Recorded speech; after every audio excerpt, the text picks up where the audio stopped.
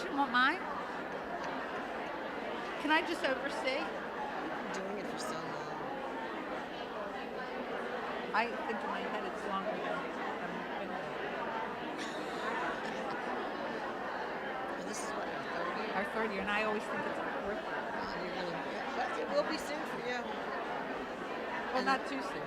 And I'll just be pulling my hair out. If I can help you out. Doing the other way. I bet it's not in the hard. The thing that worries me, and she showed me how to do it, but she's got to show me again. What? These mics are not on, right? I don't want people to hear. Is when you're like the deposits are expensive. I'm coming. Who's this? Pat. Oh, no. They're going to come up here. Yeah, I'm going to speak in. We're not the people speaking into these mics, but thank you so much. Thank But you. they're not working for us. We still have to go up. Right. Okay. No, you speak. Oh, We're not that special. wait, am I that important? We're We not were all that hoping special. the same thing. So when I go over there, like, what? No, you're going to be down What am I there. doing? You're going to be down. Sandra, did she tell you to come up here? No. I don't know. Here Ask comes Gail, Pat. because you Gail write. did? Yeah, Gail did. Gail did? Okay, then you're up. Oh, okay. Yeah. Are you doing that? Yeah. Doing the prayer. And what I'm trying to find out, Helen, do you say amen after the homotzi? Yes. Yes. Yeah. You do? See, I can't remember. Friday night, I don't remember saying amen. But I think everybody did. You know, I think that everyone was saying. Well, I I lost like that so night. helpful, Henry. Thank you. I missed you, Henry. Love you. You're the best. So, okay. Will you introduce me? That's it. How does this work? How do I know I'm when going to to go off? introduce you, or Gail will Okay, introduce you. somebody will say it's time. Yes. We're the You'll hear ends. your I'm the name. end. Yeah. And we walk. Mic check. Yes, it is. Yeah. You can go No, for it. well, you can come if it's the It is so total many and different- 10. I'm going to follow you. I don't know what we do.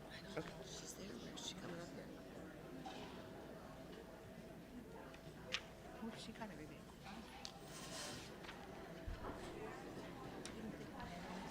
The meeting is called to order. I am Gail Glick, President of Sisterhood. I would like to welcome all of you to our fourth luncheon program. We have a great crowd, and again, it is a sellout. To avoid disturbances during the meeting and the speaker, we ask that you mute your phone. Do not just turn down the volume because it still will ring. You can talk to your friends at your heart's content during lunch, and we hope that you enjoy your lunch and the meeting. I would like to thank the committees who brought this program together today. The Reservation Committee, Michelle Weisbrot and June Jacobs, who diligently take your reservations and have their sign-in crew signing you in on each Monday meeting. To our Decorations Committee, Ruth Green and Raz Kerman do an excellent job with their committee with the decorations, so thank you for that. Thanks to our Food Committee, Donna Unterman and her committee do a wonderful job over the summer selecting menus for each meeting. We hope you enjoy the food. And our Program Committee, who bring our speakers to us every month. Each month gets better and better. Thank you all. I'd like to ask the vice presidents to give their reports. They do a wonderful job keeping up with their committees, and they support me. Thank you. Patty Levin. Hi, everybody. So my committees, I have a few reports to talk to you about. The first one is the Agus Library, and I don't see the cart. Where's the book cart? It's back there? Okay, so hopefully you saw the cart. I know a few books were already checked out there. So the cart's going to come every month when we have our meetings here. It'll be here for your convenience. And just know that the library is all the way down there, and if you want a book, you can see Marlene also, and she can open up the library, and anytime you want to get a book out. And she wanted me to mention that the books that we're going to be talking about on the Meet the Authors series, she's got some of those books available for you to look at if you want to read them ahead of time. And she also has the first 3 books and the last 2 books written by Daniel Silva, and there's a lot of other books. And if you want a certain book and you don't find it, you can just talk to Marlene. She'll get it for you. Okay. The next committee is the Rabbi's Book Review. So at the last Rabbi Book Review, Rabbi Schwartz spoke, and I know we had over probably 80 people. Probably a lot of you were there, and it was just a great review by Rabbi Schwartz. The next Rabbi Book Review is scheduled for April 15th, and Rabbi Sorokin will be speaking. So you know those Rabbi Book Reviews don't cost anything. You can sign up to come, so we have an idea of how many people, and you bring your lunch, and we give you drinks and candy and stuff like that. So look for that April 15th. Soon coming up, the next thing is a biblio, and that's on December 17th, so just in a couple of weeks. Again, there's no fee for this, but we'd like for you to let us know if you're going to come. The book is called The Only Woman in the Room. What are you mumbling about? Okay, so that book is by Marie Benedict. We've talked about this before, but for anybody who hadn't heard it before, this is going to be a really interesting book, a historical fiction novel that talks about Hedy Lamarr.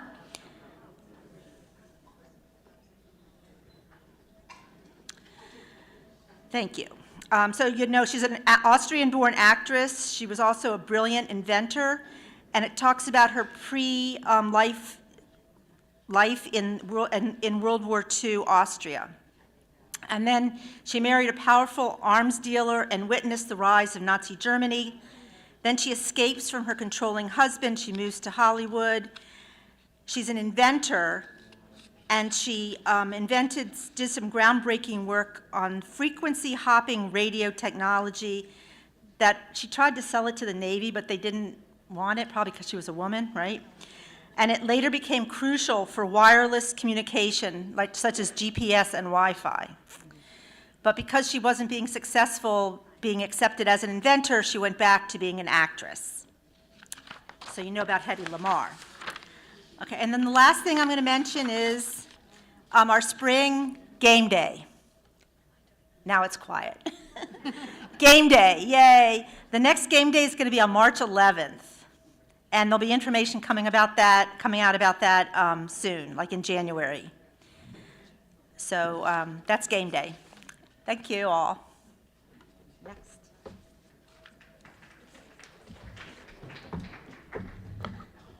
Helen Friedman.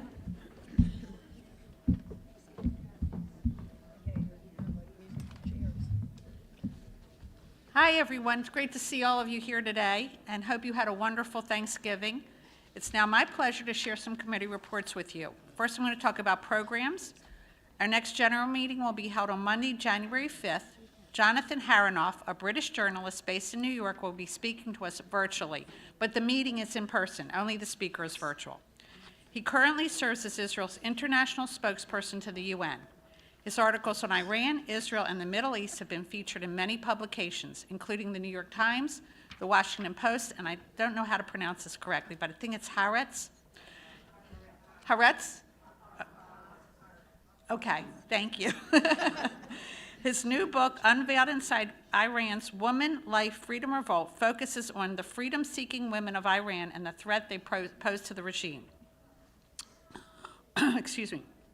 Once again, Sisterhood will again partner with the Jewish Book Council, which promotes books with Jewish content, to present 4 virtual evening programs where well-known authors will speak to us live via Zoom at 7:30 p.m. about their books and their life journeys. First one is on Monday, December 8th, which is a week from today. We will meet author Liz Naftali, the great-aunt of a child hostage.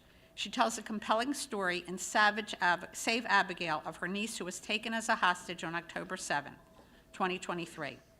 On Monday, January 12th, author Jennifer Coburn will talk about The Girls from the Glimmer Factory, a historical fiction about two former friends on opposite sides of a Nazi propaganda effort at Theresienstadt concentration camp. On Monday, February 9th, we will meet author Elizabeth Hyman, who will tell the true story of 5 young Polish Jewish women in the resistance in the Warsaw Ghetto against the Nazis.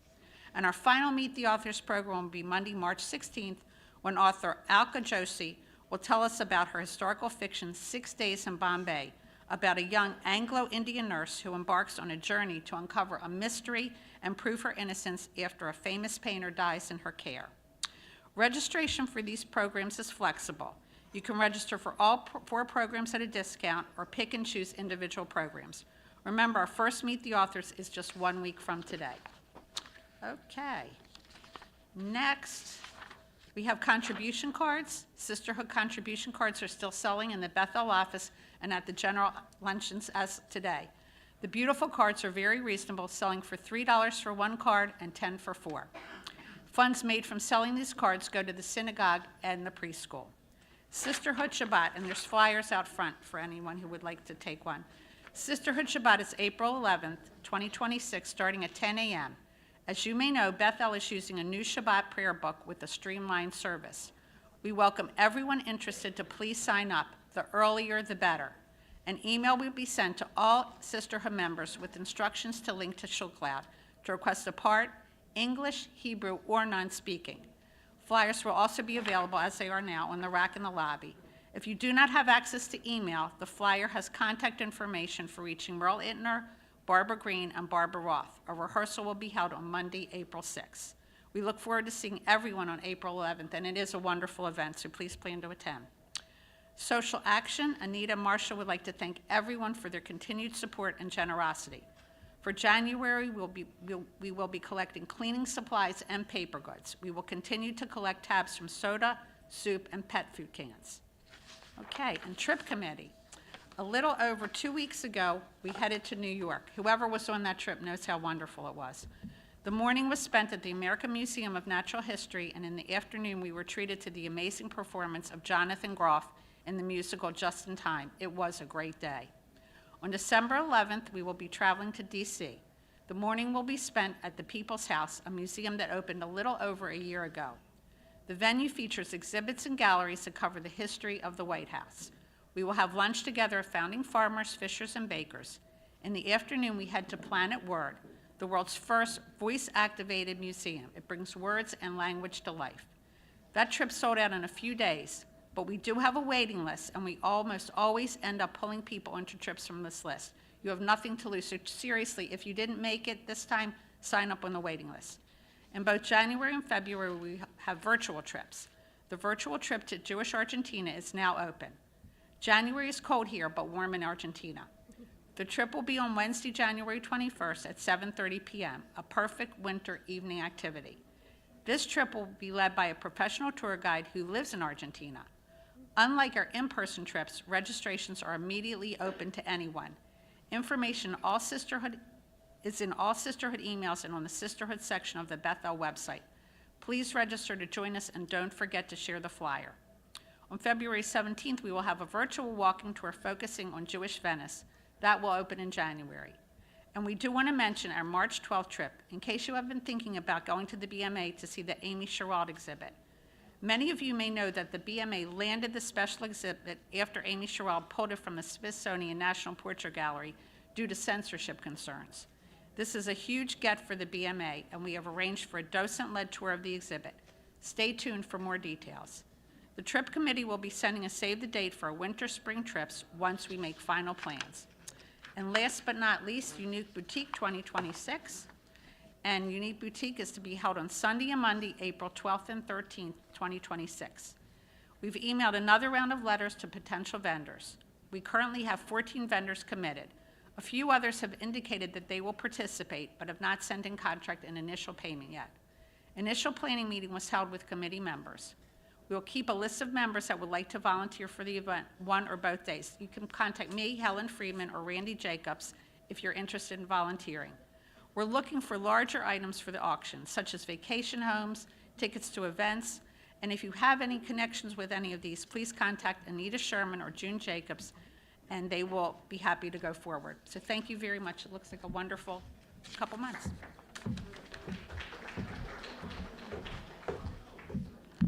Myra Coonan.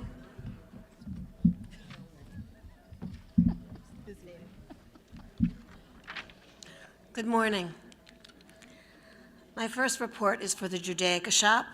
Please remember it is open today. It will be open after the luncheon.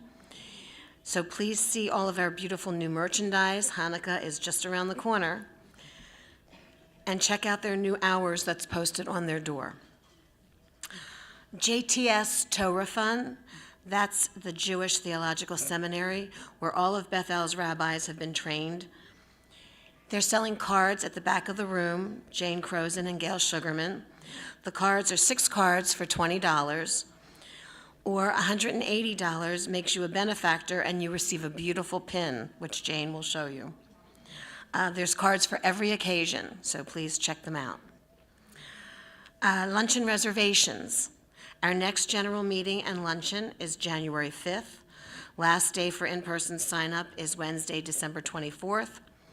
Our meetings have been a sellout lately, so don't wait to sign up if you are interested in attending. If you are a subscription holder or have already signed up for January's meeting and find that you cannot attend, please let Michelle Weisbrot or Donna Unterman know as soon as possible. And also, there's always a wait list for these luncheons if you do get closed out, and we always have cancellations, and many people from the wait list do get to come, so please remember that. And also, for Joint Sisterhood, please save the date for the Joint Sisterhood brunch, Sunday, March 15th. Please join us for a delicious brunch and fabulous entertainment. More to follow. Look for the flyer very shortly. Thank you.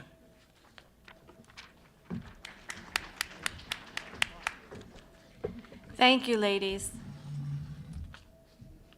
One of the things that everyone can do to help sisterhood is to be a program sponsor, which means donating in honor or in memory of someone or something and having that donation announced at the next program. Bobby Selnick will read the sponsors for our meeting today. Hi, it's great to see everyone, and these are on behalf of myself and Gloria Luchinsky, and every month I go, I don't know if we're going to get any sponsorships. Well, we have a lot. Sonia Opsler, she would like to thank Esther Shine and Beverly Penn for organizing such a successful and fun-filled game day. This one's from Wendy Berman. In honor of, I don't know if she's here, Edie Bondroff. Is Edie Bondroff here? There's Edie. Okay. In honor of Edie Bondroff's art showing at the Gordon Center. That's from Wendy Berman. This one is from Marcy and Douglas Coteen. And this is a very generous contribution in honor of their son's marriage. So thank both of them. Beverly Penn, in honor of her granddaughter, Amy Penn's engagement to Steve Moffett. Another one from Beverly Penn, and I don't see Sheila Rosenfeld. Is she here? Okay, well, in honor of her special birthday. That's from Beverly. Gail Glick. This is in thanks to Dale and Ray Kahn for their gift of the Shulchan, Torah holders, and side tables for the Gorn Chapel in honor of their children and grandchildren. She must be out in the hall. Gail Glick. Speedy recovery to David Granick, Jill Suffol's dad, on his recent surgery. So we all wish him well. Renee King. I'm delighted, and I don't think she's here, Marcy Kaplan. Is she? She's probably in the gift shop. Oh, Marcy. Okay, Marcy, this is about you. I'm delighted to honor Marcy Kaplan, who is an outstanding member of Beth El Sisterhood and congregation. There are no limits to all she does, her kindness and friendliness. She's an amazing woman. That was from Renee King. So thank you, Marcy, on behalf of all of us. Renee King, another one, wishing a happy birthday tomorrow to my generous friend, Marilyn Blum, who I think is somewhere in the back. Marilyn Dubin. to Joyce Barnstein in honor of her granddaughter Samantha's bat mitzvah. This one's from Nancy Rombrow, and this is in memory of Shelley Rothstein's aunt, Toby Ash Snyderman, who just passed away.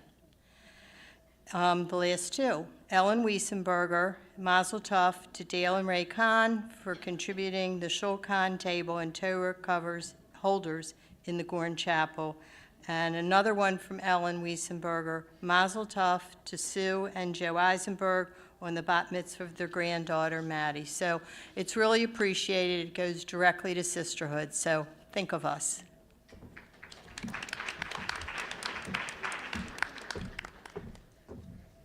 Thank you, Bobby. I think Helen mentioned that we sell contribution cards in the back of the room, but we also still have some cookbooks available in the Judaica shop, and you can pay by cash or check, and you can order the cookbook online and pay by credit card.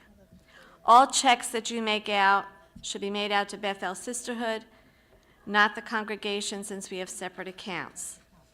Our raffle drawing will be at the end of the meeting. Harriet Cohen and Marilyn Dubin are selling them. They are sitting at table 17 during lunch. And I was just handed this announcement from the fairy hair lady, Karen. Anyone that makes an appointment for this afternoon, tonight, tomorrow, or Wednesday, she will donate 15% to Beth El Sisterhood. Please see Leslie at table 27 or in the gift shop after for more information.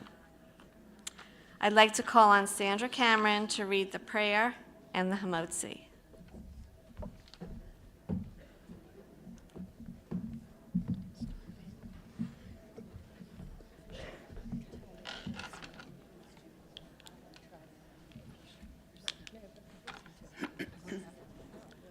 A prayer for justice and peace in civic life, food for thought. In this time of deep division, when democratic norms and laws are under threat, we turn to you to help our nation and its government. We stand before you with humility, seeking strength and guidance. May justice be upheld and respect for the rule of law prevail throughout the land. May our leaders protect and cherish the essential rights of our democracy. We pray that the lights of free speech, free expression, freedom of the press, freedom to assemble, and free exercise of religion be upheld. Teach us to engage one another in civil discourse, to honor those with whom we disagree, and never to dehumanize.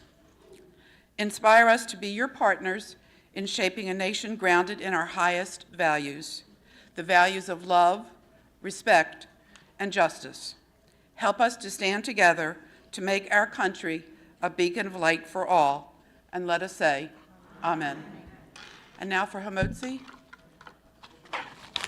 Everybody has their challah?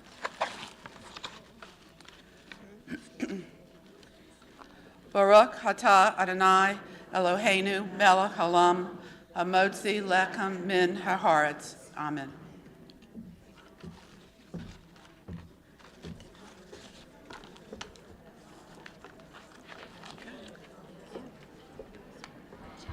Thank you, Sandra. Marlene Siegel will now call us numbers for lunch. Please remember that once everyone has been served, there'll be one buffet table with the remaining food, and you can go back for second helpings. But you can have this one if you want. No, I'll get it. We can go down. All right, if you will please listen as your tables are called. Kitchen side, table 3, table A.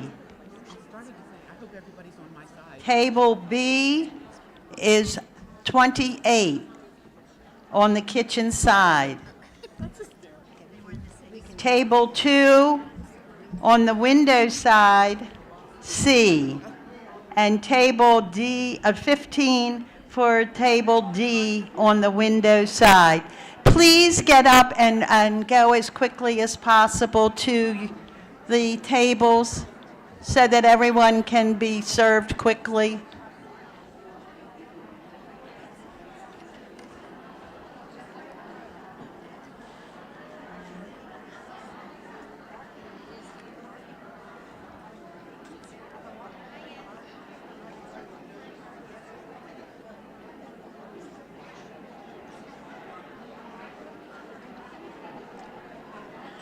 Table 2 and Table 15 have been called, and Table 3 and Table 28. Please go to your assigned tables.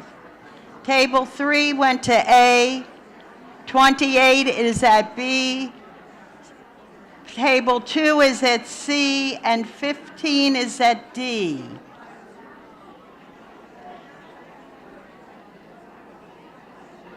Table 2, please be sure to go to Table A, because you're holding up the other people.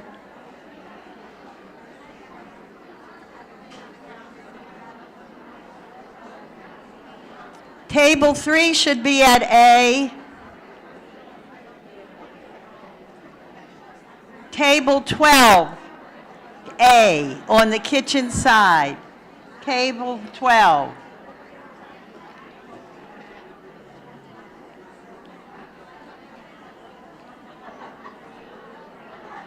Table 24, go to D on the window side. Table 24. Table 10, go to C on the window side.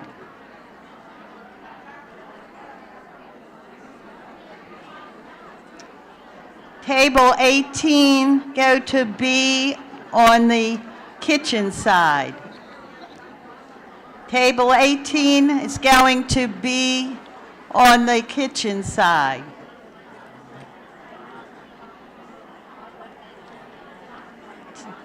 Table 10, you're going to table C. And table 24 is going to D on the window side. Table 24.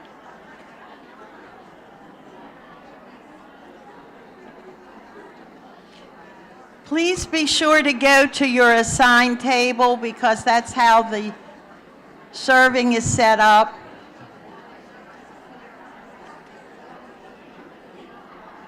"12 is at A, 18 is at B table, table 10 is at C, and table 24 is at D.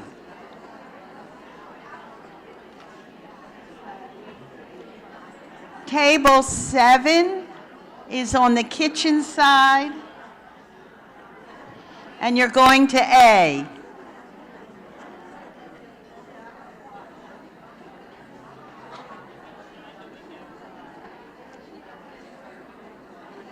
Table 22, you're going to be on the kitchen side.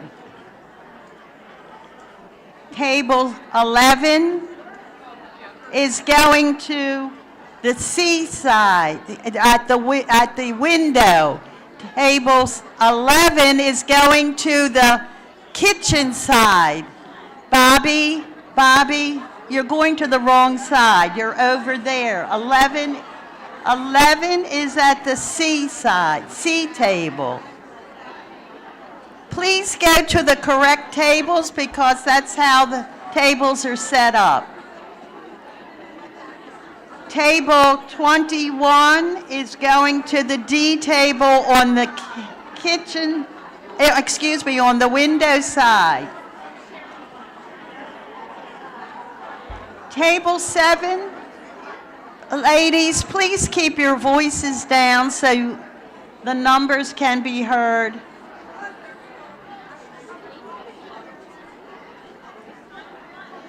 Three, you were called long ago.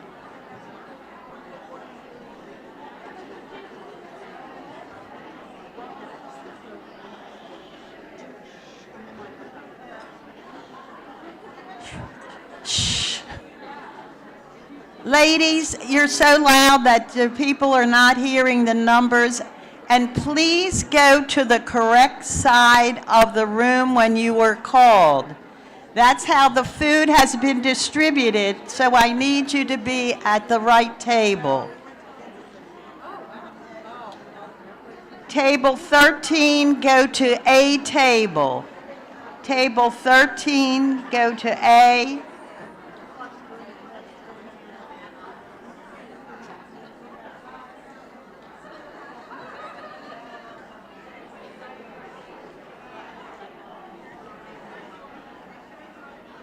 Table 6, go to the C table on the window side.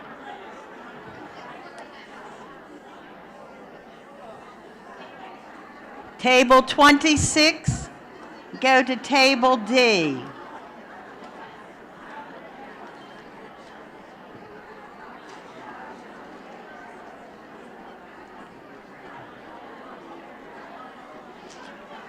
Table 16, go to table B on the kitchen side.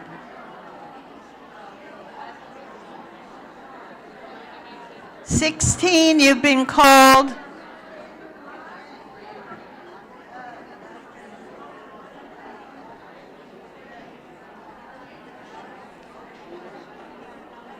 Table 1, go to table C. Table 1C. Table 20, go to table D on the window side.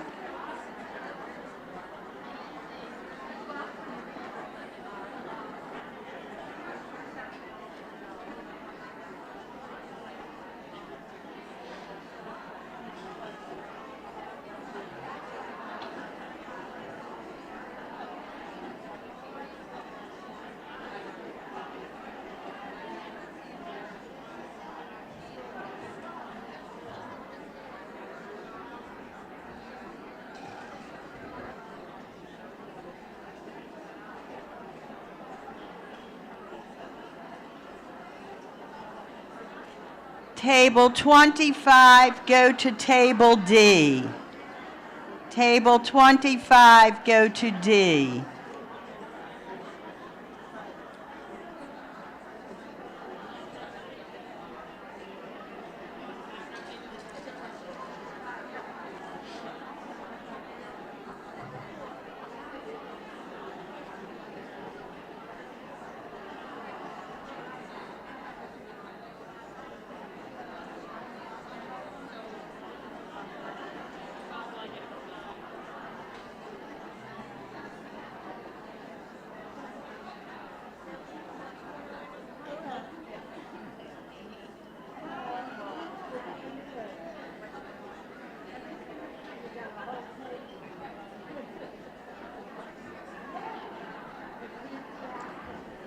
Table 9, go to table A on the kitchen side. 9.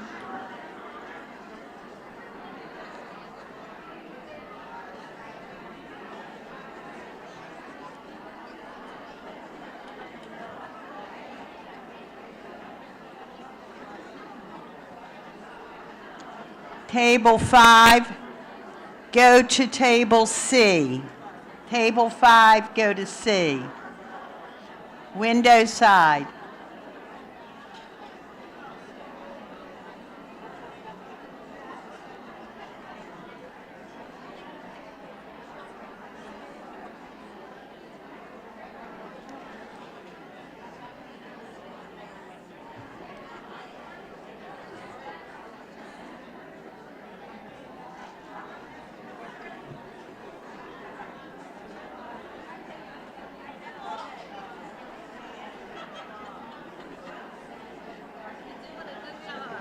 Pardon? Yeah. If they would go when they're supposed to go. Table 4, go to A. Table 4, go to A. On kitchen side. You people were called third, and you're just getting your food. You gotta go when you're called. No, I went when I was called. I had to go get her walker and bring it to her, and then I went with her, and I got her in the line in front of me. Okay. Now, we also have an extra chair at our table if you would like to join us. Well, I can't do that. I don't know Believe me, why, I'm somebody, the first one to get up. I don't know why they didn't, I don't know how that happened. Because I had 10 people, so somebody didn't sit. Table 27. Table B.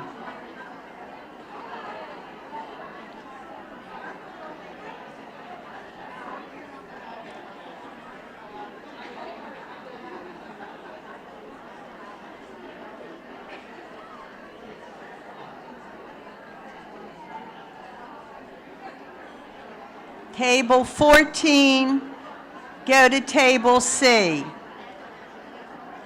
Window side.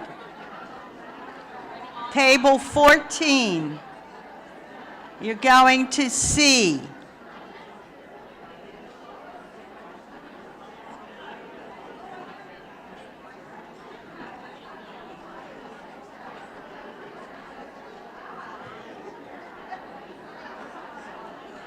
Table 8, you're going to table A.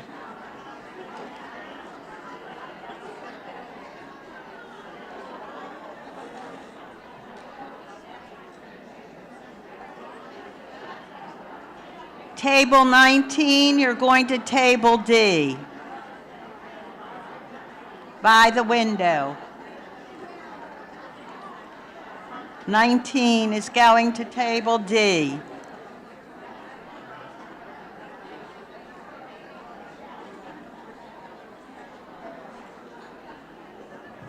Table 23, excuse me, table 17, you're going to B. Table 17 is going to B table.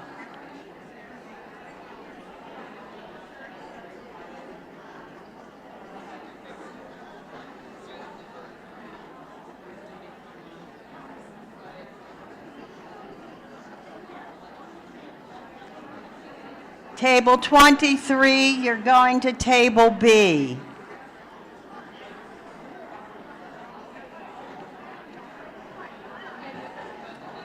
Table 23 is going to table B.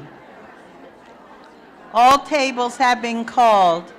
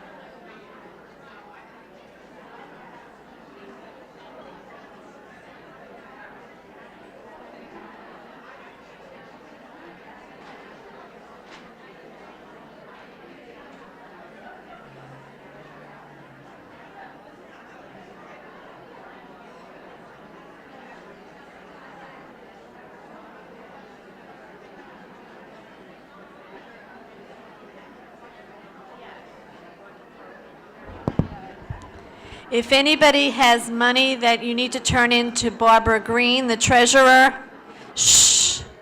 If anyone has money that needs to be turned in to Barbara Green, the treasurer, Glenda Chernoff will take it at table 24. Thank you.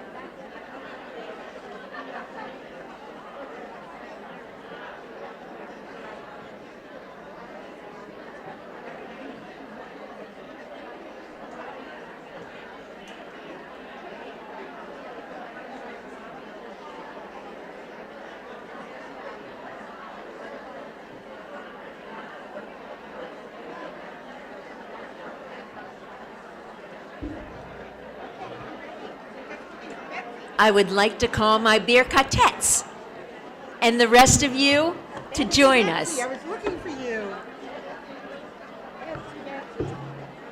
Where are the rest of the people? I'll get them. They're coming up. They're coming. Slowly.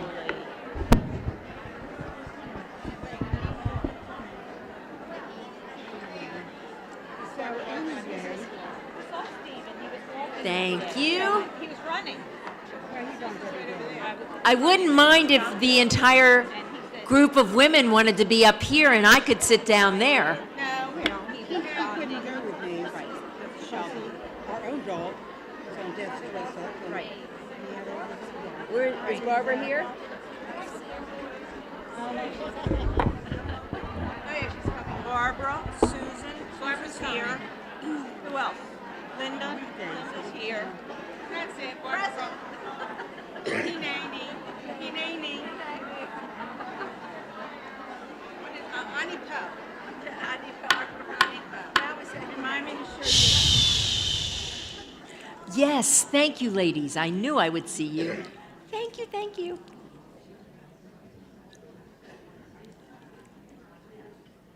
This is getting better. I'm getting more and more.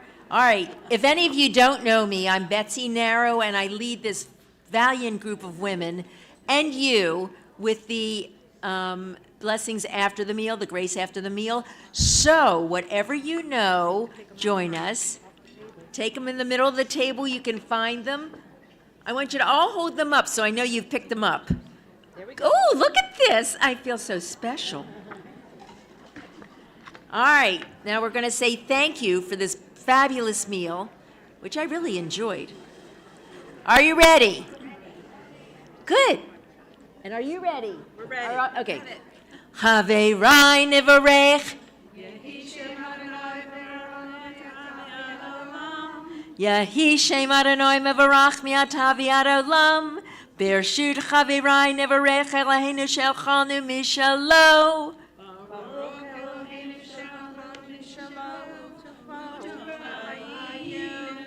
Baruch Eloheinu Shelchanu Mishalo. Uvtuvo Chayinu. Baruch Uvaruch Shemo. I'm going to try and do this lower. You can all sing with us. Baruch atah Adonai Eloheinu melech haolam hazan et haolam kulo b'tuvo v'chein v'chesed rachamim rachamim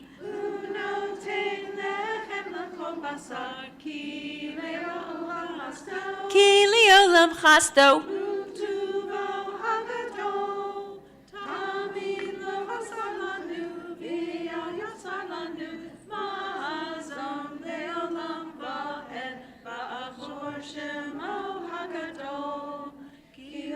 Sonu farnes lakol, umetiv lakol, umechin mazon, lechol briotav asher bara, baruch atah Adonai, hazan et hakol. We will lead, you will respond, and I'm going to hear loud voices. English, top of the next page. It says responsive reading. Praise be God, of whose bounty we have partaken, and through whose goodness we live. You can all do that with me. Praised are you, our God, who provides food for all. We are grateful for your gift of Torah, enriching the minds and souls of our people.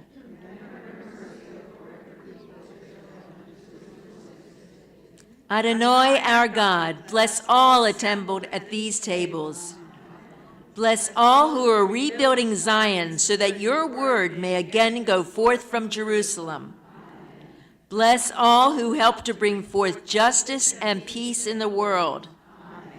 Kakatu v'yachalta v'sovata uvarachta et Adonai Elohecha ha'aretz hatova asher natan lach baruch atah Adonai haaretz v'al hamazon.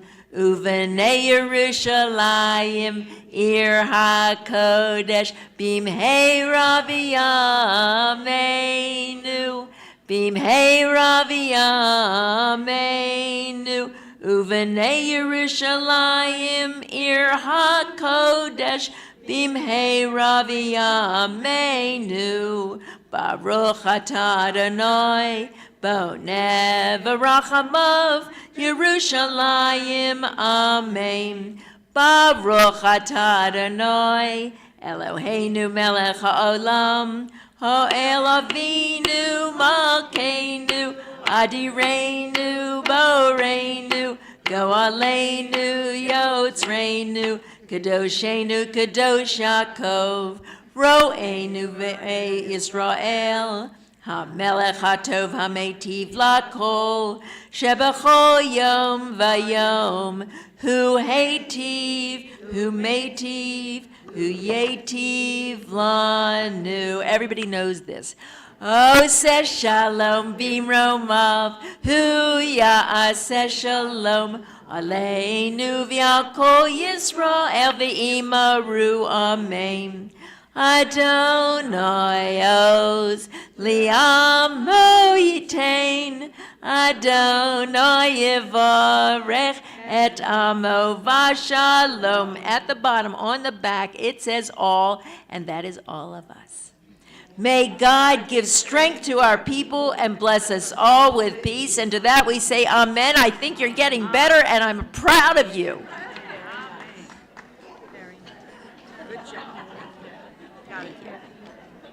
Thank you all. Thank you for listening.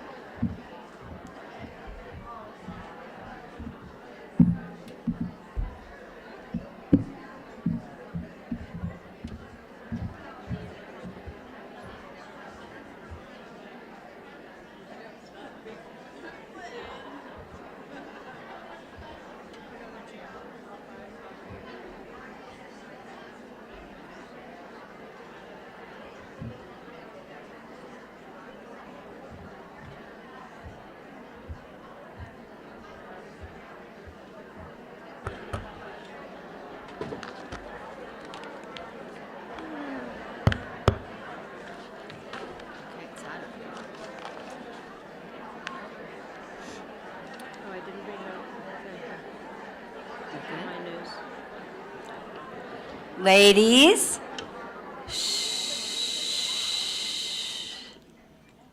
Nice. I'm Robin Kleiman. This is my co-chair of the program committee, Dale Kahn. I want to start by saying that our 5 speakers were so on time today. One of today's journalists, Jessica Gallagher, she was the first one here, when I commented about that, she said, "We love a deadline." The Baltimore Banner, founded by the Ted Venetoulis Institute for Local Journalism, has quickly become one of Baltimore's most trusted and forward-looking sources of local journalism. Their mission is to be the most essential and compelling online news resource for the people of Maryland. We are especially honored today to have with us Lisa Zhu and Jessica Gallagher, 2 of the Baltimore Banner's Pulitzer Prize winning reporters. They were awarded the Pulitzer Prize for local reporting for their groundbreaking investigative reporting on the opioid crisis in Baltimore, a recognition that reflects their exceptional commitment to uncovering truth and producing journalism that leads to a meaningful impact. We also welcome Lynn Venetoulis, the wife of the late Ted Venetoulis. Lynn helped found the Baltimore Banner. Sarah Walton is the Chief Philanthropy Officer, and Audrey Cooper is the Banner's new Editor-in-Chief. The leadership and dedication of these women continues to strengthen the Banner's work and its service to communities across Maryland. At this time, we would like to welcome the ladies of the Banner.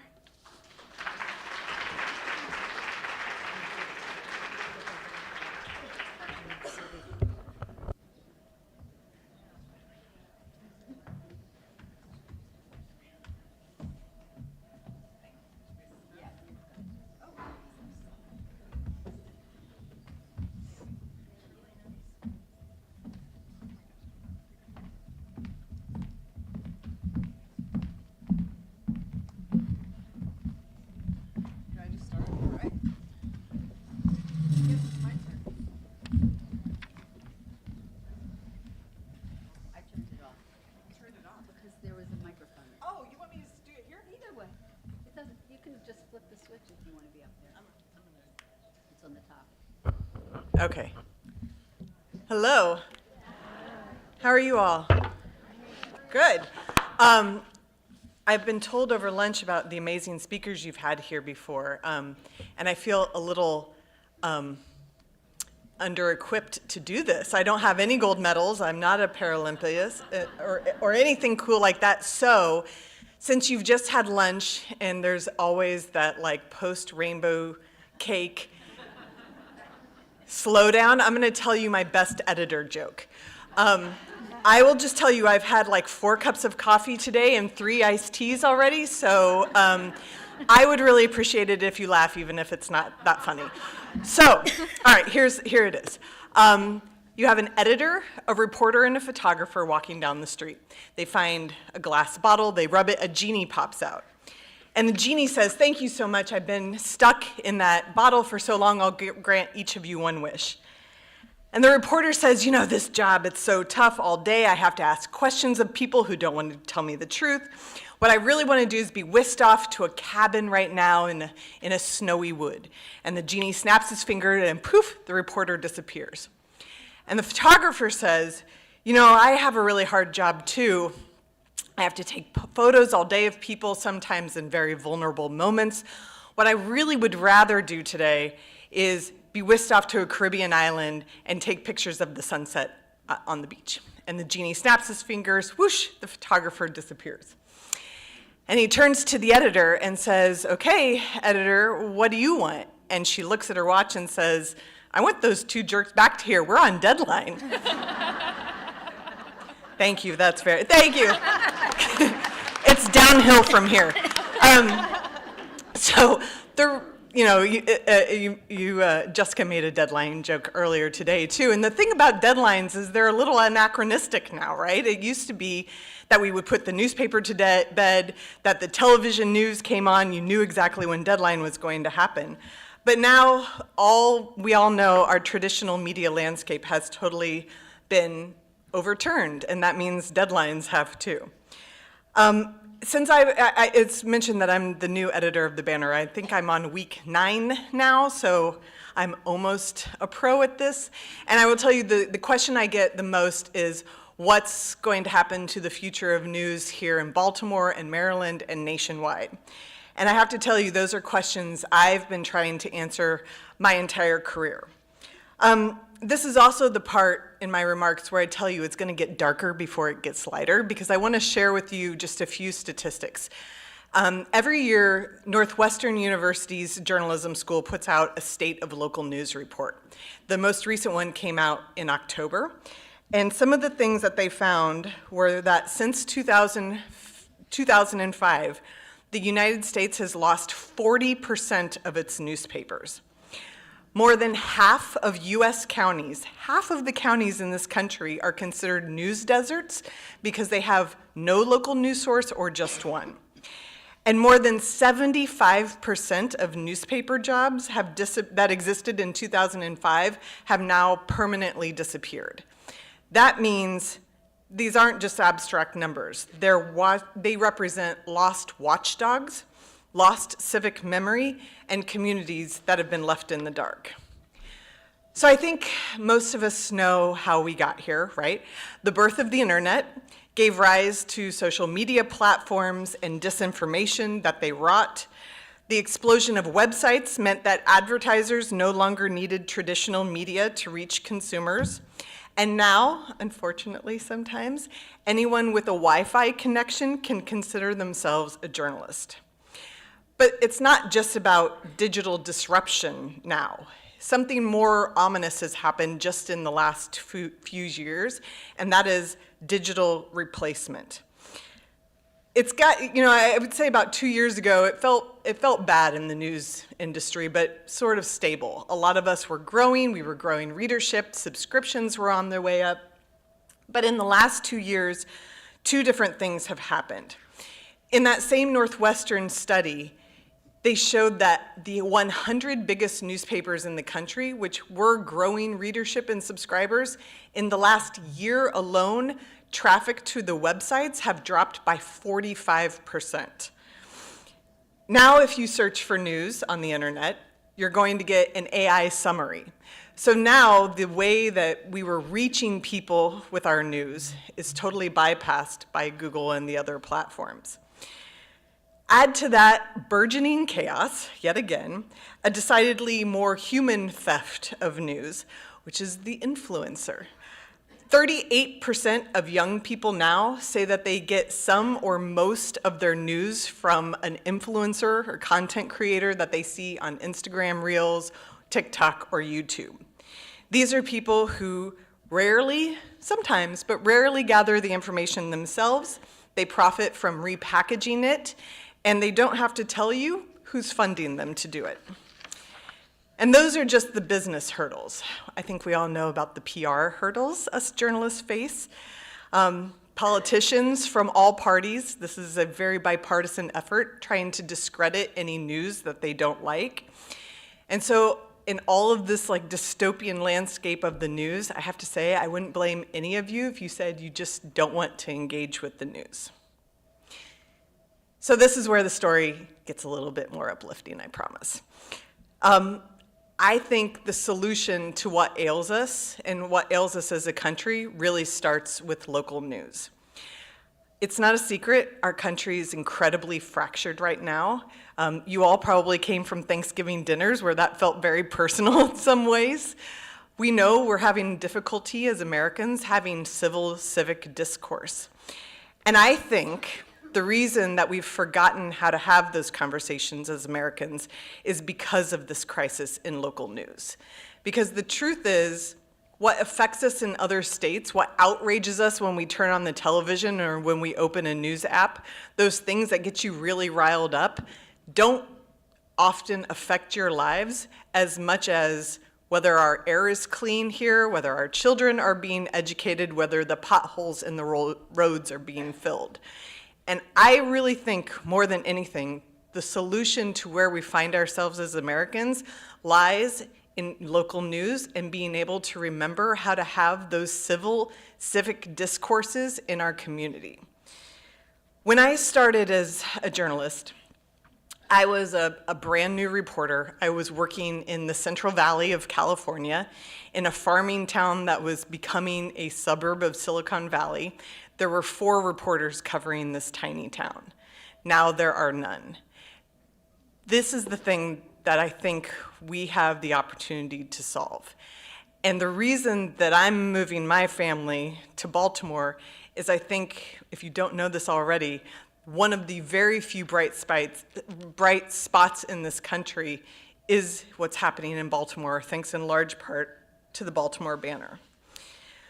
When people ask me why I decided to come to the Banner, I joke that Stuart Bainham is a very convincing man. And if you've met him, you know that's like that's not very far from being the truth. Stuart and his colleague, the late Ted Venetoulis, showed amazing foresight when they decided to start the Baltimore Banner.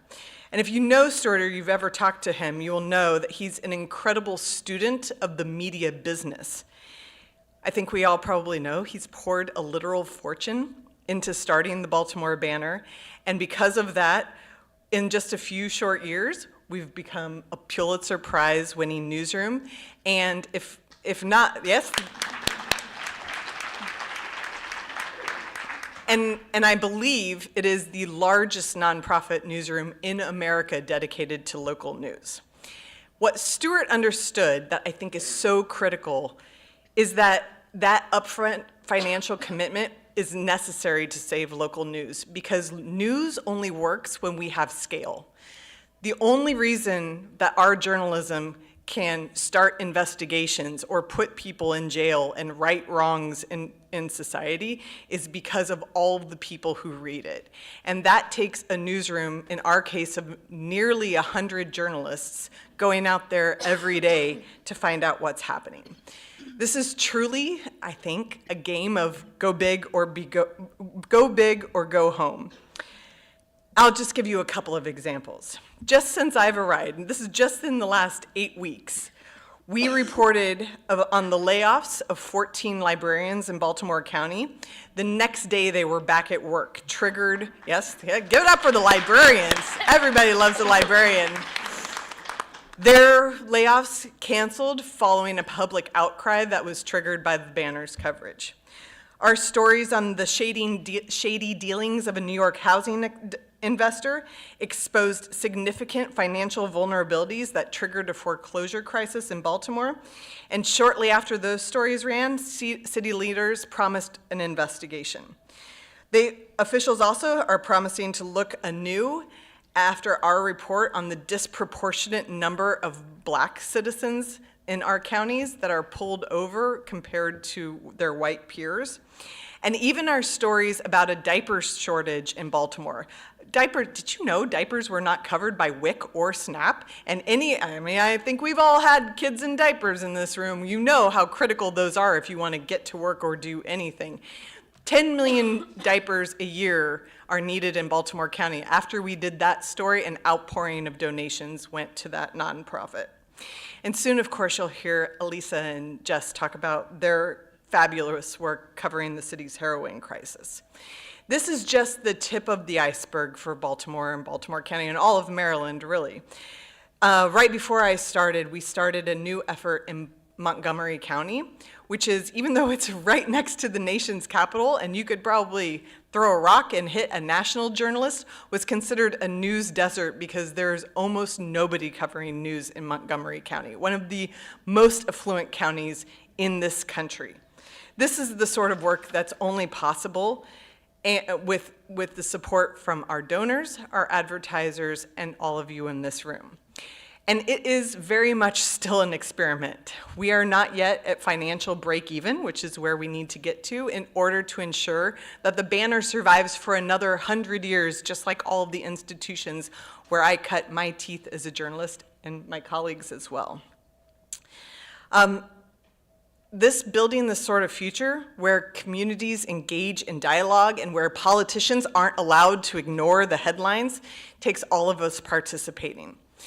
And you can help us. If you haven't subscribed already, I'd like to tell you we have a fabulous Black Friday sale still on right now. Tell your friends, come to a community meeting, send us an email, tell us what you want to see. My email is audrey@thebanner.com. Very easy to remember. We return all of your emails and we'll look into anything that seems promising. Tomorrow we also have a new opportunity. It's called Giving News Day after Giving Tuesday. It's a news pun. We're not very good at them, but it's very important. This is an opportunity to have your donation matched. We have donors out there that are offering a matching gift, so anything you give to the nonprofit journalism the Banner produces will be doubled. Local news isn't just a financial model, and it's not just a virtue signal. We really need all of you in this room helping us get to the point where we can become something that helps Baltimore and Maryland thrive. Baltimore is now proving to the rest of the country that it's possible to do this work when a community refuses to surrender the truth.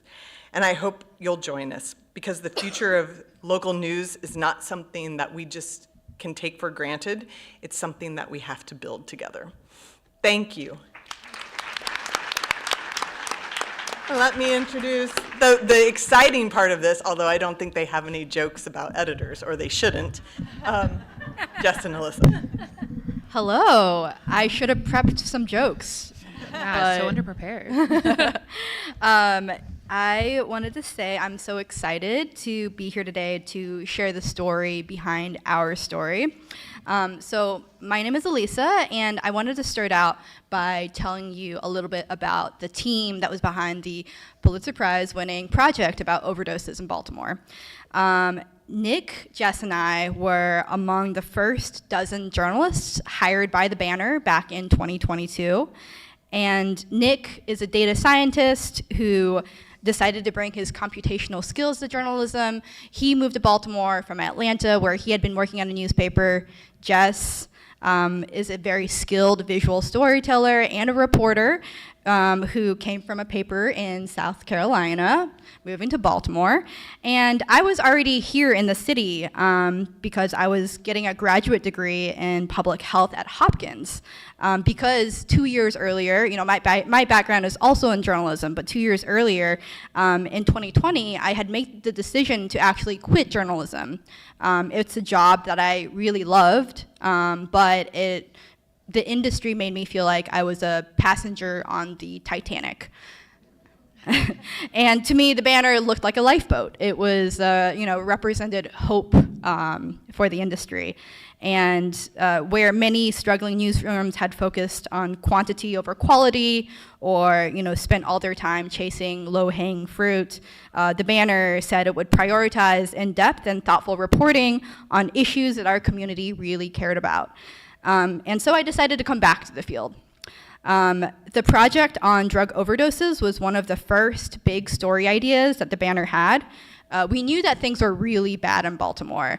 At that time, around 1,000 people were dying a year of overdoses in the city, which is triple the number of homicides. But at the same time, very few people, from journalists to city leaders, had been talking about the issue enough. And fortunately, the New York Times was also launching its Local Investigations Fellowship at the same time. Their program is also this ambitious project to try to save local news. They saw that in this era of shrinking newsrooms, many had lost the ability to make major investments in these ambitious reporting projects and take risks by spending time and manpower and resources on projects that, from the beginning, you don't necessarily know are going to be home runs. But the Times was willing to help those local news organizations take those big swings. And this project was a really massive swing for us. It took about 2 years. It involved dozens of journalists across multiple newsrooms. Not only the Banner and the Times, but we had actually eventually shared some of our data findings with local organizations across the country so that they could tell their own stories about how overdoses were affecting people in their communities. And we also sued the Office of the Chief Medical Examiner because they were withholding public documents, autopsy records from the public's eye that could answer some very basic questions that we wanted to understand about overdoses, such as who was dying, where, and how. We did everything that we could think of to reach the people whose voices are the most important and often the most overlooked in the crisis, including families who had lost children to overdoses and people who were struggling with active addiction themselves. We ended up publishing 3 major stories and many more follow-ups on this topic. The first was about how Baltimore's fatal overdose rate rose higher and higher in recent years, becoming not only the deadliest in the whole country, but with a rate that was twice as deadly as any other large cities in the US. And at the same time, top city leaders had been distracted by other problems and weren't paying attention to overdoses like they should have been. The second looked at who was hardest hit by overdoses, and that answer might surprise you guys. It definitely surprised us. It is a single generation of older black men, and Baltimore's apartments for low-income seniors had become some of the worst overdose hotspots in the city. And the third story revealed the state's failures to properly regulate addiction treatment programs, which had exploded in number since the pandemic. We highlighted one program called PHA Healthcare, or Park Heights Angels, which got millions of dollars from Medicaid a year, while people in the program were overdosing, and some even died, including a 1-year-old boy who had starved to death. And I'll turn it over to Jess to talk about how some of the reporting looked on the ground. Yeah, so can you guys hear me? Okay, so our job when we first set out to do this, me, Nick, Elisa all sat in a back room and we decided that we wanted to show this a certain way visually. A lot of overdose stories, often you see people overdosing, you see substance abuse, you see needles in arms, and we knew Baltimore needed to see a different side, right? So we chose to tell love stories, the love stories of people that have lost people, right? The mother that fought every day to figure out what happened to their child, or was there between every stint of like recovery and back into substance abuse, right? So that meant spending time and working with people in different ways. We went to senior homes, and there was points where like I was in a lobby for like 10 hours every day for a week just to meet one person to talk to. I was sleeping in my car. You weren't here yet. We have better safety protocols now. And but I was sleeping in my car waiting to meet sources in the middle of the night because we were meeting people where they were at. But at the end of the day, we wanted to tell a story of Baltimore and the people here in Baltimore and what they were going through, and they didn't need to be shown in a certain light. So that was their love. We have Mona, a mother who was always there for her son and was just hoping that he'd come home, that passed away of an overdose in a row home. So telling those stories, I think, made people feel a little less alone, that we're going through things. This was something that people had shame, and it made people come together. I've had moms come up to us and thank us for making them feel like they have a community where they can talk. But I think our talks of how we wanted to represent everyone was a way that we could set a standard also for this kind of storytelling in the country. Yeah, and I think, Jess is maybe underselling a lot of the on-the-ground work that she had to do. We were spending hours at a time on some very, kind of risky corners of Baltimore and in neighborhoods that we had never been in before, and it just took an immense amount of effort, staying up until 2 a.m. Every night for weeks on end, writing, reporting. The moment, we heard from a source we had been trying to get in touch with, we would respond to them. We were basically on call for 2 years straight, 24/7. Reporting is not easy, but what really kept us going was wanting to do good by the people that we met. I think a lot about Faith, who was a former PHA healthcare patient who went through cycles of relapse and recovery as she cycled in and out of treatment programs, but she never gave up hope that one day she'd be well enough to be reunited with her children again. Or I think about Al, who lived in a senior building where 3 residents had been found dead of overdoses on the same morning. And he himself had very narrowly avoided dying of an overdose just a few months before we met him. But staying in recovery was difficult because he lived in a building in an area of Baltimore where drug dealers were all around him. He really held on to the hope that his grandchildren would never have to see him, passed out of an overdose again. And winning the Pulitzer this year was an incredible honor for our team. But we really don't do this work for prizes. We do it because we love our community and we want to make it a better place for everyone.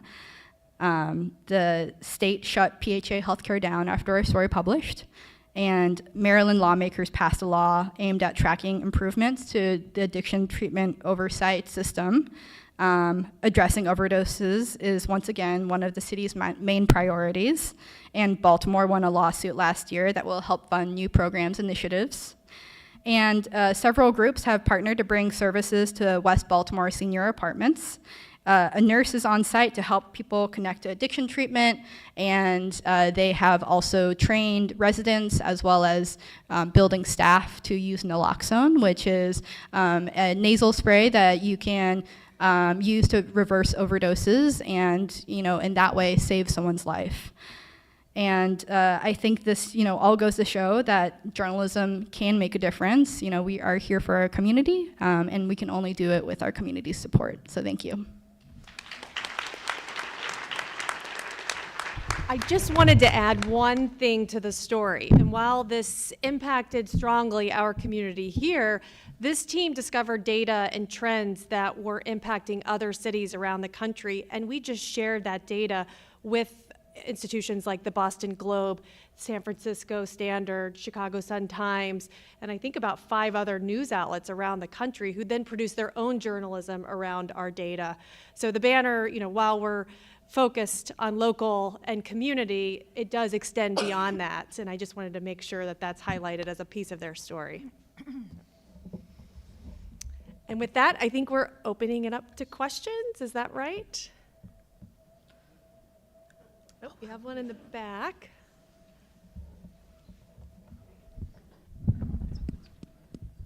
Hi. I know that, Audrey, you mentioned it about being a nonprofit.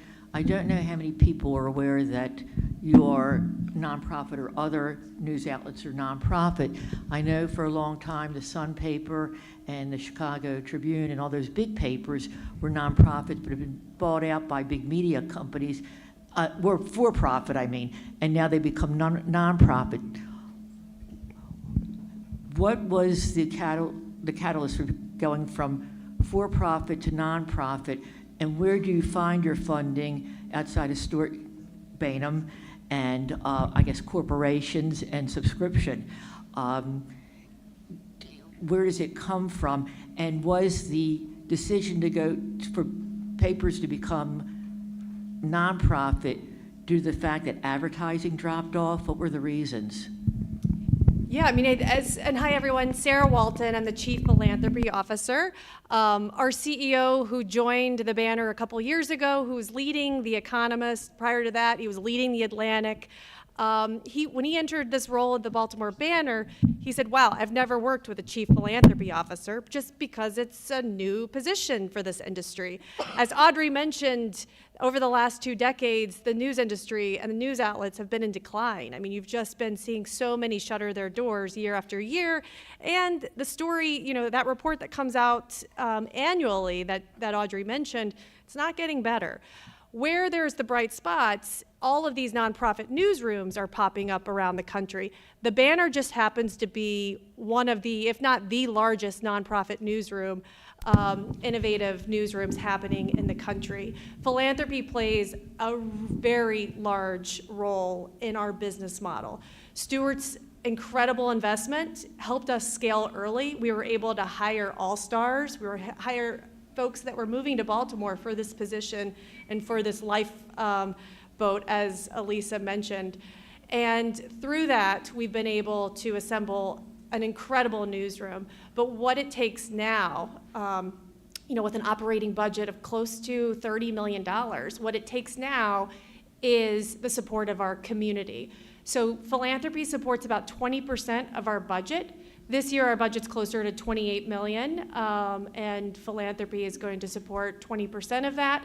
It's about half foundations and half individuals. Where we see our opportunity is getting people to think about the Baltimore Banner as something that they're supporting, like they're supporting their alma mater, they're supporting their museum, their church, their synagogue. This is a community effort. The story that we're highlighting here on the Pulitzer Prize, by the way, we were like the youngest award winner since the prize started. I think there's only 2 others that were this young, and it's like ProPublica and the Marshall Project. But that project took years. I mean, we were dedicating our resources. We were spending hundreds of thousands of dollars suing to get public data that should be made public, made available. And that type of investment, we're able to do that through philanthropy and through the support of our community. And I just wanted to highlight how expensive that project was, but it's saving lives. I guess this is for Lisa. Can you hear me? Okay. I applaud you all for what it is that you do and the way you go about it. I'm sure it was a harrowing experience staying in your car and being up until all hours of the night trying to get, whatever it was you needed. There's a lot of different people around in the city, county also, who are going through these struggles, and their stories are individual stories.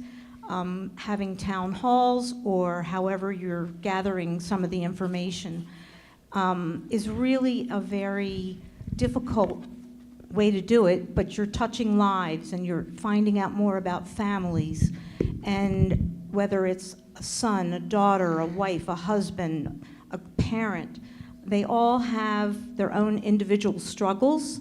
Some have dealt with the drugs. Other than drugs, they might be dealing with alcohol, they might be, whatever their situation is.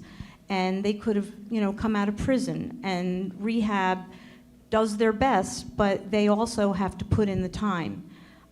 There are companies in the area who do hire these individuals, and it's really a very, very rewarding experience to see a company and many of the other industry people hire people who live in halfway houses and make sure that they do their best to get them to show up to work and to have their families be a part of the experience.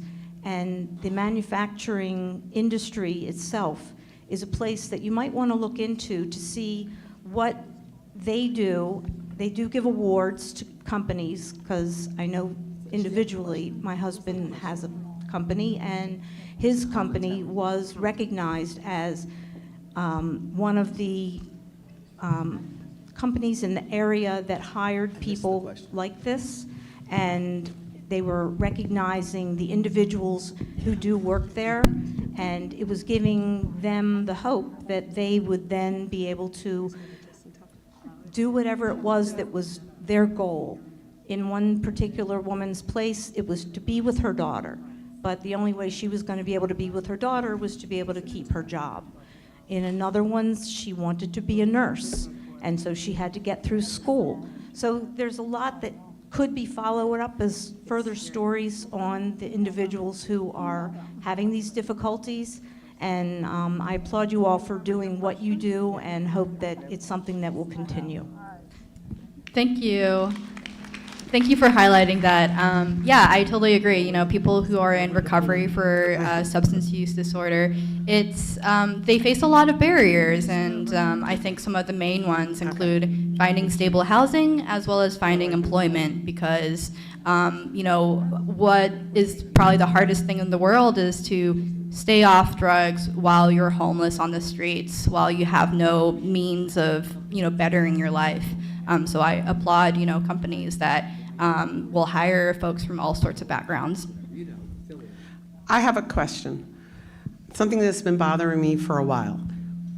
Why, after all the time that passed, did you do an expose on Justin Tucker?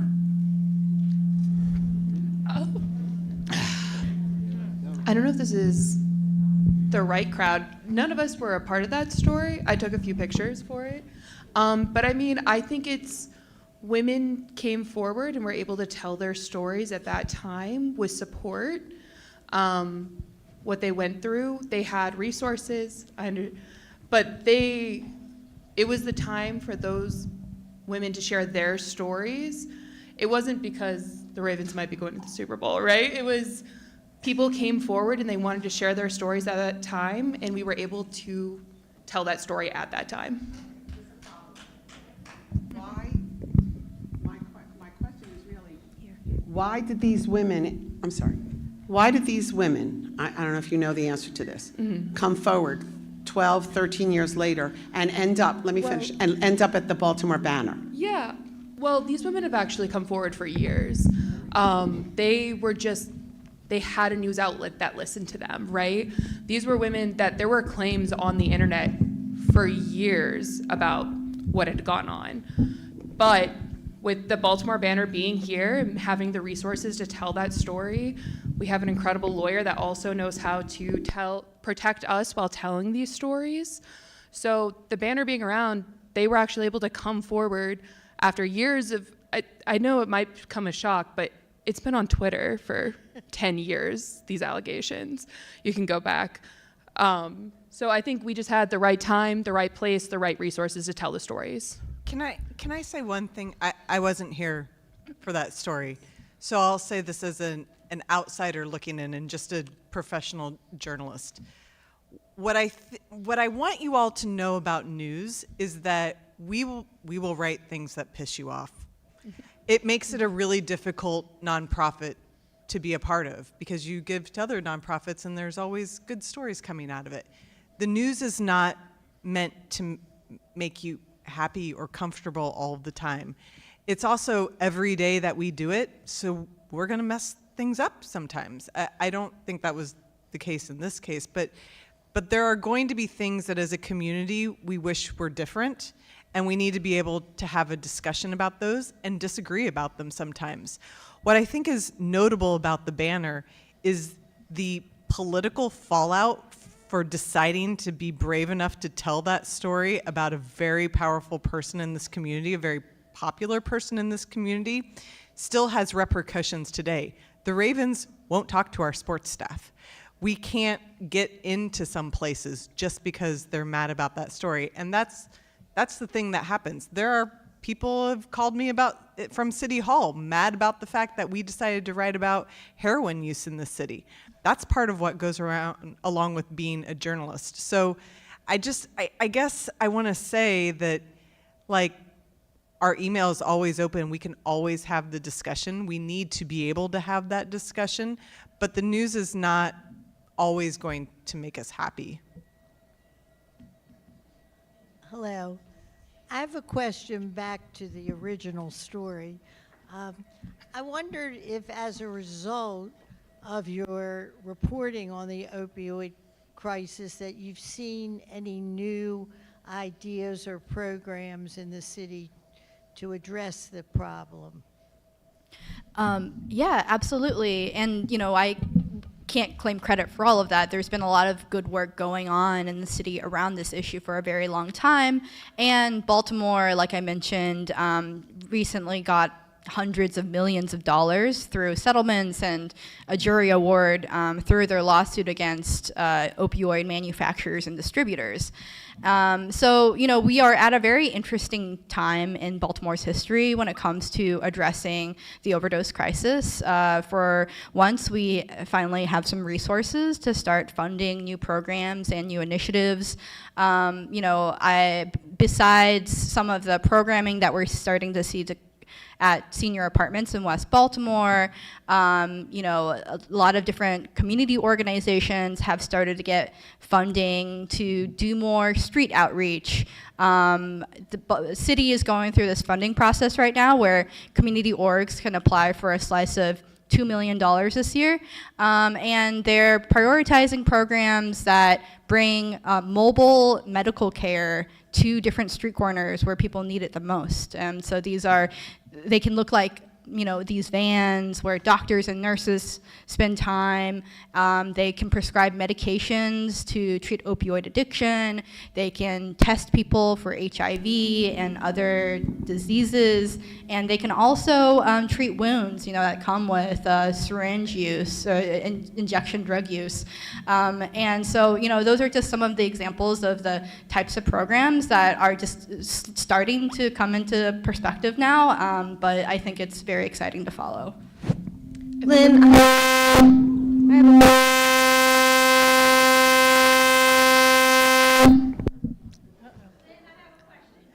Oh, can I just take a second to say something about Elisa real fast?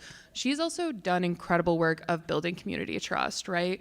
She has been out there every day. I don't know if you guys know the neighborhood north in Penn, but when me and Elisa are down there, we're getting hugs from people. They're telling us about how their daughters made the soccer team. We're hearing about what's going on. And so we're able to dig deeper into those stories that people now trust to come talk to us, right? When all the newsstands are there, when there's a massive overdose, people come to us and they don't talk to anyone else because they know us, right? They know us by name. They know our husbands. We know their husbands and their wives. So that even opens another door for more stories to be told that might be overlooked. Sorry, keep going. Do you have a representative of the paper in the room when Carolyn Levitt lies about what's going on in the country? Are you representative? Are you saying, do we have somebody covering the White House? Is that what you mean? Yeah. We're focused on local news, so we don't, I don't know. I think my 2 cents would be like, there's lots of sources of local news. There are not a lot of healthy sources. There are lots of sources of national news. There are not a lot of sources of local news. So we are focused on calling out the people who are not telling the truth in Maryland. Lynn, I have a question for you. Can you talk about your late husband Ted's vision for the banner? Yes, and a lot of it's been covered here in Leslie's question about why go nonprofit. I think when Ted and Stuart were talking about how the banner should be structured, what they were talking about for a long time was buying the Sun and taking it nonprofit. And the reason that they looked at that business model is that the existing newspaper business model, for all the reasons that Audrey discussed, isn't viable unless you're the New York Times or maybe the LA Tribune. I don't know what the most profitable papers are in the country, but newspapers are going under like crazy, given all the data that Audrey just said. So the business model's not viable. The other thing that they came to pretty quickly was that it had to be online. That the biggest problem that the newspaper, in-your-hand newspaper industry has is the cost of printing and distribution, the trucks and the delivery and all of that. And that they really couldn't find a way to have a delivered newspaper that there was a viable business structure. Ted was a dreamer, and he always had these huge ideas, and he always joked that, I have 100 ideas, and I know one of them's good. And this was a good one. And he and Stuart just had a great collaboration trying to get this off the ground or do the Sun or whatever. But if I had to say what the vision was, it's these 3 women sitting right here. He would, first of all, absolutely love that we've had 2 women editors, which, he would have been all for. I think he never in his wildest dreaming would he have thought that the banner was going to win a Pulitzer in year 3.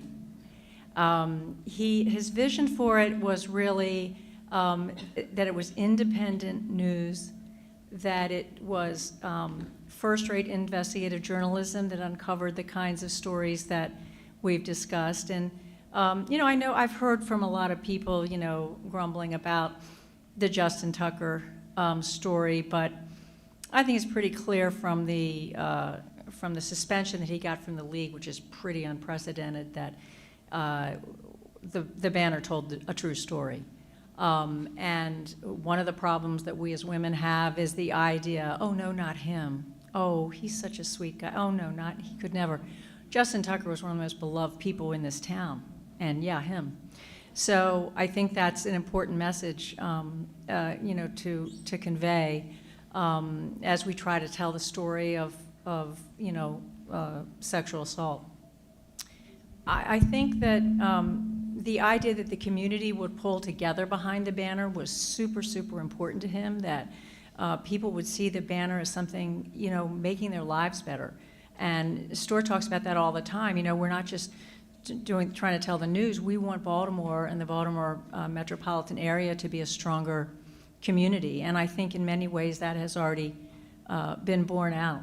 So, as I think about it, I think what's happening, it was the vision times 10. I mean, it's turned out. The banner has just turned out to be I'm so sorry he's missing it. He would absolutely have loved every single minute of what's going down there, and you guys would probably be sick of him. That was really the vision. And he started out looking at things like ProPublica and the Texas Tribune and things that were online and nonprofit. And he just became convinced very early on that that was exactly what the Baltimore metropolitan area needed. I have a...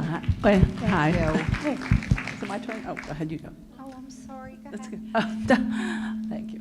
No, you talk about raising money, and my concern, because I've seen it happen sometimes when you get big donors or you get different people, that they want to have influence. So how do you balance that, keeping your independence from when people say, oh, I want to give you some money, but, so, Yeah. so that's my question. Well, first of all, there's a huge firewall between what I do and the newsroom, and it's not often, sometimes doesn't make my job easy. And Baltimore's a small community. I've worked with donors. I've been in fundraising for almost 20 years. I know a lot of the large donors in town, and I'm thinking of a couple stories since I've started where we've written about someone's political givings and the influence that he might have in his community. And therefore, he's not going to be a donor to the banner. And he said that right away. He said, no, Sarah, I'm not giving to the banner. So there's absolutely no influence. Our donors are made aware of that. We're crystal clear, especially if there's any giving that's restricted. I'm going to help you get an environmental reporter. And that's a true story. We have had a donor who has given us money to actually create a position. But with that, there's nothing else that comes along with it. You can send tips like anybody else here could send to the newsroom, but it is up to the reporter to deliver the news that they feel is right. So that's, would there be anything else to add to that? I have a question about some maybe in-depth story that you're working on right now that you could share with us. And I have another question, which is, are you doing any research on anti-Semitism?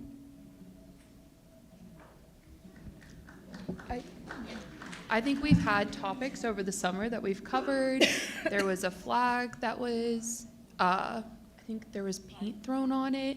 I think when incidents happen, we do cover it. But I don't know if it's part of a larger project we're working on. But I think when there's local incidents, we do cover those local incidents. Well, and I think the first question was if you could give some insight into a fun, which I thought was a fun question. Maybe not, because I'm here for it too. Well, geez, there's so many of them. I know. I don't know what I should say. Well, when I go back to the newsroom, I'm supposed to read the next stories in our coverage of the foreclosure crisis. That will be coming out this month. And we just, right before Thanksgiving, finished the last major part of our school bus series, which really, if you haven't read it, it was one of the reasons I decided to uproot my family and move here. It was about the inability, how often school buses or public buses that take school kids to school in Baltimore are late, and how it means that kids basically miss 1/4 of their first period class. That series is going to continue through the end of the year. We have a pretty good one starting in, it'll probably be late January, but I don't really want to say what it's about yet. So you'll have to subscribe. It's going to be good, though. We've also covered fun stories. Like in my time here, I've gotten to cover cowgirls. I've gotten to hang out with nuns and hockey teams. And so we cover really tough stuff, but I covered WWE and a farm flea market in Dundalk where they were face painting and tackling each other. So we do fun, quirky stuff too. Since you are, Trump is coming to Baltimore for the Army-Navy game, so that is considered local. They'll be at the M&T Stadium. Will you cover that time that he's here in Baltimore and ask him when the files are coming out?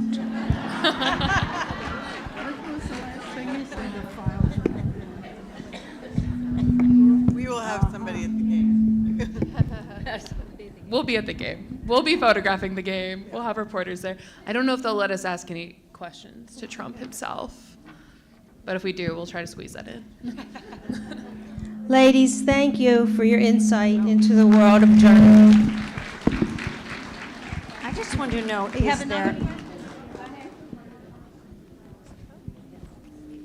is there any story you will not cover? Like you have made an executive decision? The question is there any story we will not cover? No. Well, it has to be true, and we have to be able to prove it. But otherwise, no, there's nothing that's off limits. Not that I can think of. Thank you, guys. Thank you. Thank you.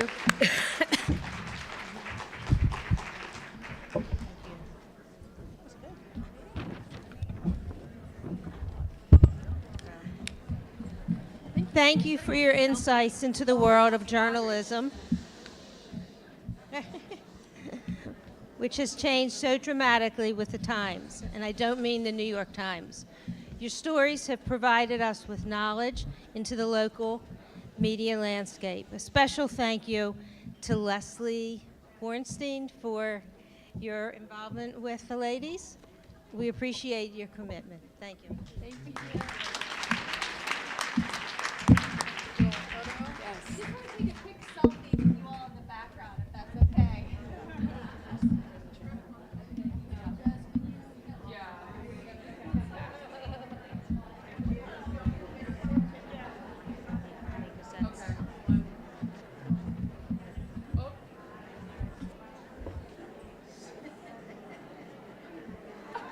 Thank you, ladies. We're going to have our raffle drawing, so please stay tuned.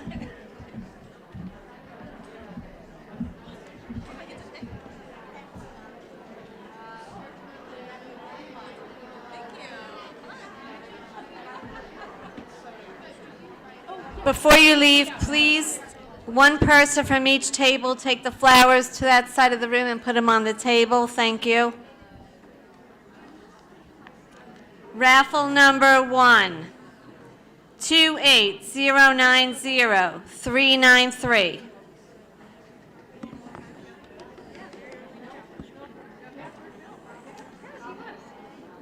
Shh. 28090-939.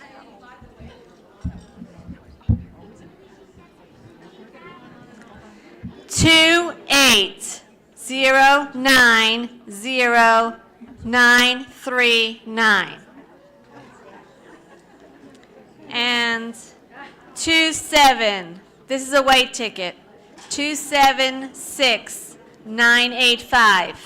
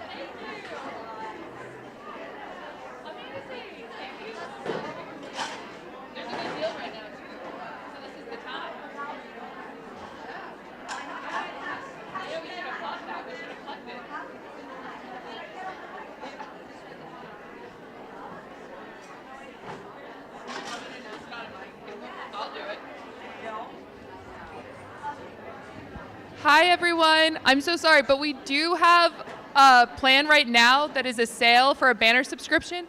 I think it's $1 for 9 months. $1, 9 months. Go to the... And you could have a guest on that subscription. Please subscribe. Thank you. It's $1 for 9 months right now. And then you can add some, You can add someone that after the 9 months there is Follow you? But for the first 9 months,